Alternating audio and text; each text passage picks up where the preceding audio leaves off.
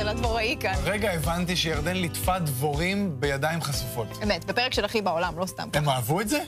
כן, נכון זה מרשים? זה לא מובן מאליו. ממש ממש לא מובן מאליו. כן.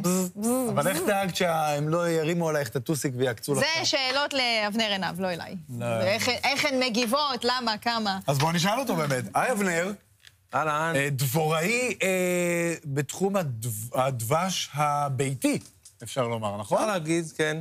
מעניין. מה זה דבש ביתי?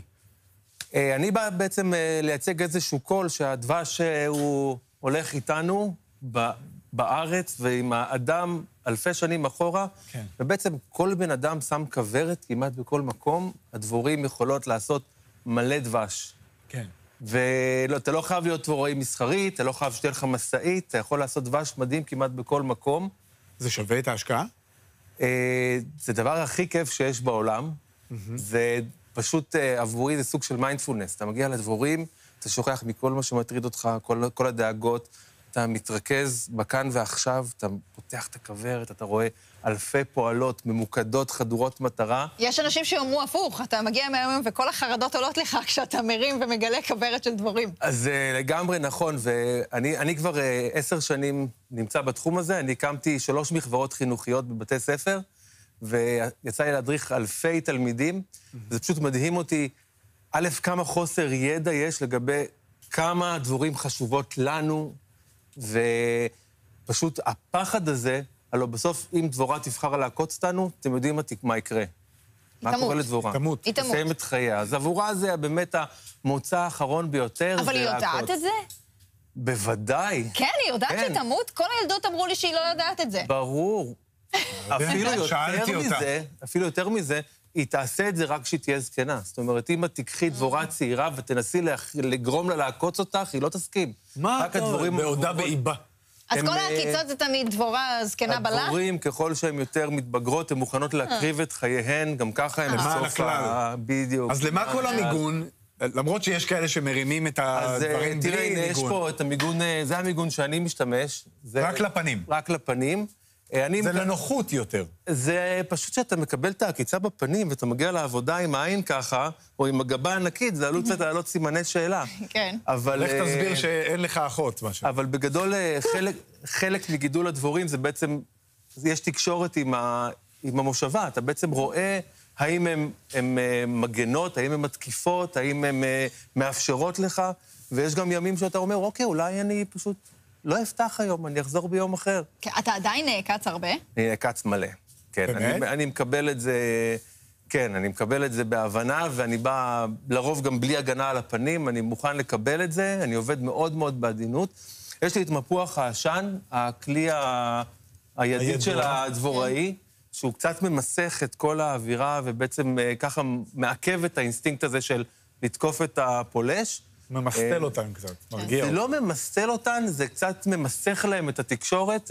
הדבורים משתמשות בפרמונים כדי לתקשר, וברגע שאתה שם עשן, הם לא יכולים, בדיוק אין קליטה. אתה עוצר שנייה את התקשורת. מה ההבדל בין הדבש אצלך הביתי לדבש התעשייתי? אז תראו, קודם כל צריך לגעת במה זה דבש, אוקיי? דבש זה, לוקחים טיפות של צוף, דבורה אחת אוספת כל ימי חייה חצי כפית דבש, והם לוקחים צוף והן מצמצמות אותו. זה מאוד מתסכל מה שאמרת עכשיו. כל ימי חייה, חצי כפית. חצי כפית של דבש, והן לוקחות את זה מצוף, שזה 80% מים, מצמצמות את זה, מאבדות את זה, ואתם תכף תטעמו את הדבש שהבאתי, שהוא הדבש הכי רגיל בעולם, הוא פשוט טבעי. זה האוכל של הדבורים. הדבר הזה, הדבורים הם מייצרות לעצמם אוכל לחורף. בישראל אין לנו הרבה חורף, וכוורת תייצר לעצמה 50, 60, 80 קילו דבש, לפעמים, ואת העודפים אני אקח. אוקיי, בוא ניתן. אז אתה אומר, זה דבש, מה טבעי? זאת אומרת, דבש זה טבעי, לא? הדבש הזה הוא בעצם, חוץ מלפתוח את החלות, ולסובב את החלות בצנטריפוגה ולאסוף את הדבש, הוא לא עבר שום תהליך, ואני ממליץ להרגיש את התחושות בפה, את הטעמים סביב הלשון, יש מין תחושת דגדוג בבליעה, כי הוא כל כך מרוכז, ופה בעצם זה ההבדל בין דבש שאתה קונה אותו בסופר, או אני לא מדבר על הדבש של המבצעים של הקילו ב10 שקל, וכל האלה שבו כאילו עדיף אין דבש שמה, סבבה, זה הדעה שלי. למה? אז מה יש שם? דבש זה דבש. יושב מה? איזה זה סיני אותו טעם. על סיילו בגודל העולם, והוא מערבב ורוקח דברים, שאינן מקורן בדבורים? שמקורם בעיקר בסוכר ובחומרי טעם וצבע. מה אתה אומר? כל בן אדם שמבין דבר אחד או שתיים על תהליך גידול הדברים, יודע שאין סיכוי שדבש יעלה 15 שקל לקילו בסופר, כי כוורת תייצר בין 30 ל-40 קילו דבש בכל השנה. גם לא בסין, אולי יש להם גם הרבה דבורים, לא רק הרבה סינים. בסין יש המון דבורים, אבל השאלה היא מאכילים אותם עם כמויות של סוכר, ואז בוא נאמר שבמדרג הדבשים יש דבש שהוא גולמי, יצא מהכוורת, רדו אותו, שמו אותו בצנצנת, לא חיממו אותו, לא כלום, תודה להתראות. זה הדבש הכי טבעי, הכי אותנטי שיש. יש דבש שהוא יותר מסחרי, זאת אומרת, לקחו אותו, חיממו אותו, סיננו אותו, ערבבו אותו, ליצור את הפרופיל טעם שאנחנו חונכנו לצרוך, אוקיי? וזה לא סתם הטעם שלו כמו הטעם שלו. כן. ויש דבשים שהם פשוט מכילים דבש, הוא לא דבש, ויש תעשייה שלמה, עצומה בעולם, ויודעים שמייצרים הרבה יותר דבש מכמות הכוורות שיש. בקיצור, לקרוא רכיבים. נגיד מישהו הגיע ועשית לו חשק, רגע, תכף תתקן אותי, אז זה לא רק הרכיבים, אבל כמה זמן מהרגע שמחליטים שרוצים שיהיה לי דבש בבית, עד שבאמת יש לי?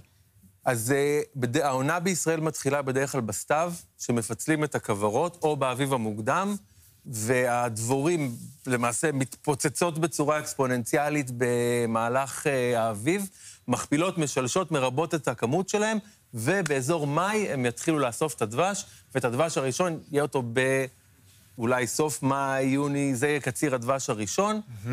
אצלי, אני גר בשרון, אז אצלי יש 3 אירועים של רדיעה, יש באביב, סוף האביב, בקיץ ובסתיו.